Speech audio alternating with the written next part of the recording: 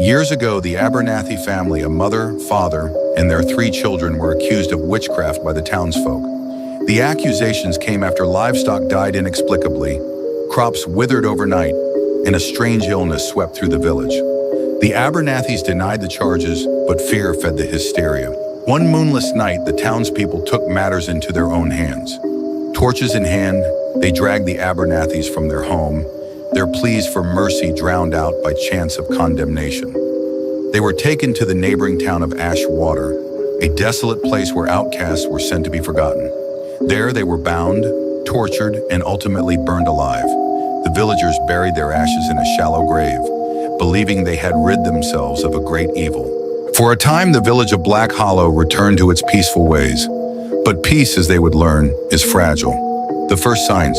It began with whispers in the window, guttural murmurs that seemed to follow villagers wherever they went. Doors creaked open in the dead of night, and the sound of footsteps echoed through empty homes. Children woke screaming, claiming to see shadowy figures with glowing red eyes, watching them from the corners of their rooms. Then, the deaths began. Old Mr. Caldwell, the village blacksmith, was found hanging upside down in his workshop, his chest clawed open as if by some great beast. The village healer, Martha, drowned in her own well, though the water level was far too low for her to have fallen in accidentally. Each death was gruesome, inexplicable, and accompanied by the same eerie sign, a scorch mark in the shape of a hand burned into the ground nearby. The family's return. The haunting escalated when villagers began to see the Abernathys themselves, or what was left of them. The youngest daughter, Eliza, was spotted skipping through the forest, her hollow eyes dripping black ichor. The eldest son, Thomas, loomed in doorways, his once boyish face now a skeletal grin. Their mother, Eleanor, appeared by the village well, her charred body cloaked in smoke, weeping blood as she called out for her children.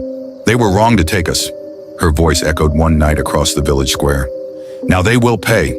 Fires broke out without cause, consuming homes and barns. Livestock turned feral, attacking their owners. The village's well dried up, replaced by a thick black sludge that smelled of decay. Every attempt to flee Black Hollow was met with tragedy, wagons overturned. The priest's attempt in desperation, the villagers called upon Father Reinhardt, a priest from a distant town known for his skill in exorcisms. He arrived armed with holy water, relics, and prayers, confident in his ability to banish the spirits. The Abernathys mocked him mercilessly. As Father Reinhardt recited his prayers, the spirits appeared, laughing with voices that sounded like 100 broken mirrors. "Do you think your God can save them now?" Eleanor sneered, her scorched hand reaching for the priest. The ground split beneath him, and a swarm of shadowy hands dragged him into the earth. His screams were the last the villagers heard that night, the curse unbroken. Now, Black Hollow is a ghost town, its remaining inhabitants too afraid to step outside after sunset. The Abernathys roam freely, their rage unquenched, their deaths unanswered for. Some say the curse can only be broken if the village seeks forgiveness at the place of the Abernathys' burial.